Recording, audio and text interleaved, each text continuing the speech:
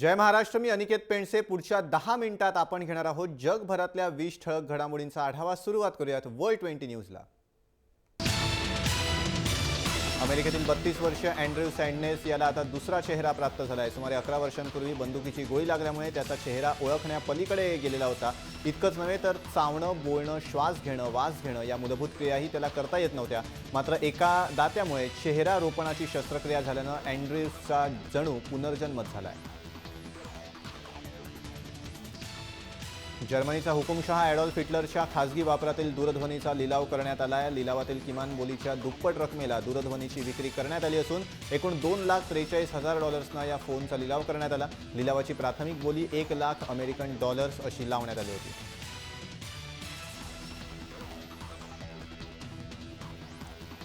विद्यार्थी व्हिसाच्या प्रश्नाबाबत यूकेनं आणखी पुढाकार घेऊन काही ठोस पावलं उचलली पाहिजेत अशी अपेक्षा यूकेतील भारताचे नवे राजदूत यशवर्धन कुमार सिन्हा यांनी व्यक्त केली आहे. तर व्हिसाचे आणखी काही विशेष उपप्रकार आणण्यात येतील अशी घोषणा ब्रिटनच्या पंतप्रधान थेरेसा मे यांनी नुकतीच केली. मुंबई हल्ल्याचा मुख्य सूत्रधार आणि जमात उद दावाचा म्होरक्या हाफिज सईद केवळ नजरकैदेत आणि दहशतवाद्यांच्या काळ्या यादीत ठेवणं पुरेसं नाही, तर या आंतरराष्ट्रीय अतिरेक्याचा खात्माच व्हायला हवा अशी स्पष्ट भूमिका अफगाणिस्तान संसदेचे अध्यक्ष अब्दुल रऊफ इब्राहिमी यांनी घेतलेली आहे. पाकिस्तान आणि अफगाणिस्तानच्या सीमावर्ती भागातून पाकिस्तानमध्ये होत असलेल्या दहशतवादी हल्ल्यांमागे भारताचाच हात असून अफगाणिस्तानची संपूर्ण गुप्तचर यंत्रणा भारतानं आपल्या नियंत्रणात केली आहे अशी मुक्ताफळं पाकिस्तानचे माजी हुकुमशहा परवेज मुशर्रफ यांनी उधळली आहेत. पाकिस्तान अफगाणिस्तान सीमेवर अनेक अतिरेकी गट सक्रिय आहेत आणि गटांचा वापर पाकिस्तान विरोधात केला जात असल्याचं मुशर्रफ यांनी सांगितलं. जमात उद दावाचा म्होरक्या हाफिज सईद याचा पाकिस्तानमधील पंजाब सरकारनं दहशतवाद विरोधी कायद्याअंतर्गत यादीमध्ये समावेश केला आहे. भारतानं पाकिस्तानच्या या निर्णयाचं स्वागत केलं आहे. देशातील दहशतवाद संपवण्याच्या दृष्टीनं पाकिस्ताननं हे पहिलं उचललेलं पाऊल अतिशय योग्य दिशेनं पडलं आहे असं विकास स्वरूप यांनी म्हटलं आहे.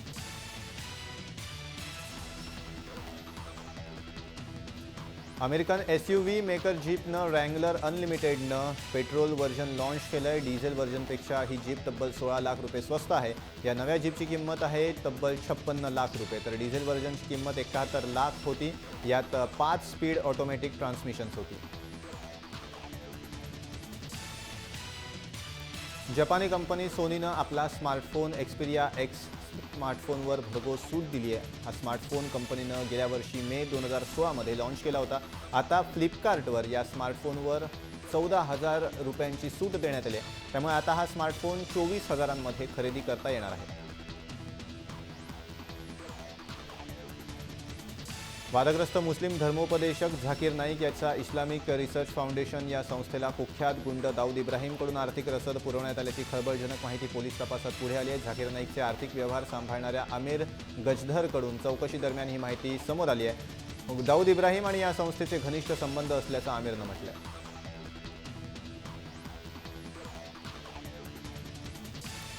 पाकिस्तानात सुफी धर्मस्थळाच्या ठिकाणी करण्यात आलेल्या आत्मघातकी हल्ल्यात 88 जण ठार झाल्यानंतर पंजाब प्रांतात 300 जणांना अटक करण्यात आली असून त्यात बहुतांश अफगाणी लोक आहेत. एकूण 350 लोकांना सोमवारच्या स्फोटानंतर ताब्यात घेण्यात आलं आहे. मॉल रोड इथे हा स्फोट झाला होता असं पंजाब प्रांताचे प्रवक्ते नियाब हैदर यांनी सांगितलं. अमेरिकी अध्यक्ष डोनाल्ड ट्रम्प यांनी पुन्हा एकदा फ्लोरिडातील सभेत प्रसारमाध्यमांवर सडकून टीका केली आहे. आपण खोट्या बातम्यांचा अडथळा दूर करून जनतेशी बोलू इच्छितो असं त्यांनी सांगितलंय. अप्रामाणिक प्रसारमाध्यमांचा पर्दाफाश केल्याशिवाय गप्प बसणार नाही असं त्यांनी सत्तेवर आल्यानंतर महिना पुरा झाला नसतानाही म्हटलंय.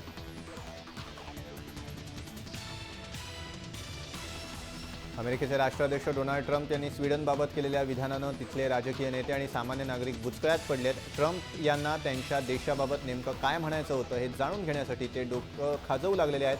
ट्रम्प यांना नेमकं काय म्हणायचं होतं याचा खुलासा करावा अशी विनंती स्वीडनच्या सरकारनं अमेरिकेच्या परराष्ट्र खात्याकडे केली आहे. विविध धर्म आणि श्रद्धांच्या हजारो लोकांनी सोमवारी न्यूयॉर्कमधल्या टाइम्स स्क्वेअर इथे एकत्र जमून मुस्लिम समुदायाबाबत सहवेदना दाखवली. ट्रम्प यांनी मुस्लिम प्रवेशबंदीचा स्थलांतरविषयक आदेश जारी केल्यानं इथे जमलेल्या सर्वांनी आय एम मुस्लिम टू असे फलक हाती घेतले होते. हा मेळावा फाउंडेशन फॉर एथनिक अंडरस्टँडिंग आणि नुसानतारा फाउंडेशन यांनी आयोजित केला होता.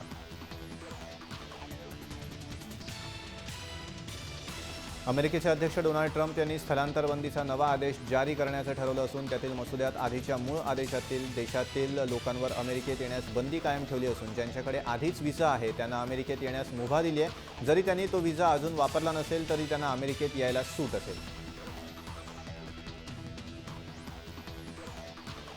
ऑस्ट्रेलियातील मेलबर्नमध्ये शॉपिंग मॉलवर विमान कोसळल्याची दुर्दैवी घटना घडली आहे। या दुर्घटनेत विमानातील 5 जणांचा मृत्यू झाला असून विमान अपघाताचं नेमकं कारण अजूनही स्पष्ट झालेलं नाहीये। उड्डाणाच्या काही वेळातच विमानाच्या इंजिनमध्ये बिघाड झाला। अर्ध्या तासानंतर विमान एका शॉपिंग सेंटरवर कोसळलं। शॉपिंग सेंटर बंद असल्यानं मोठा अनर्थ टळला, मात्र विमानातील 5ही जणांचा मृत्यू झाला।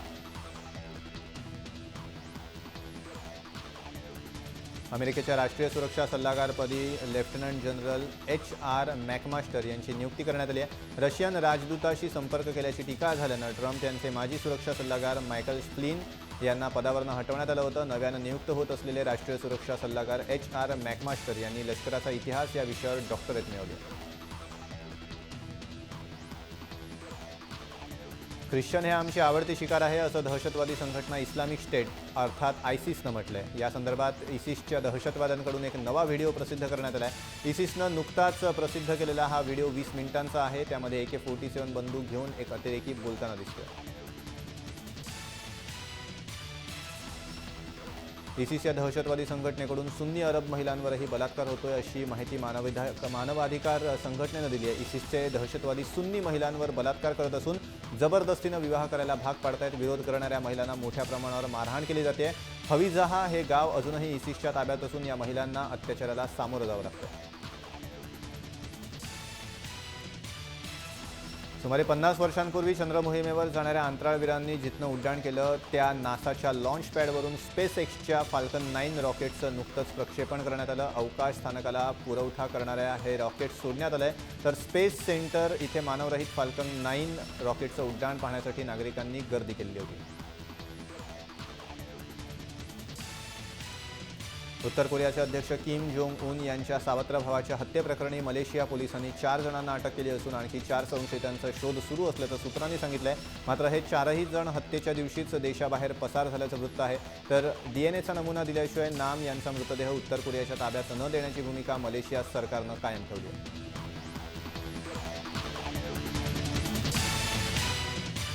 वर्ल्ड 20 न्यूजमध्ये वेळ झाली इथेच थांबण्याची। ताज्या अपडेट्ससाठी तुम्ही पाहत राहा जय महाराष्ट्र।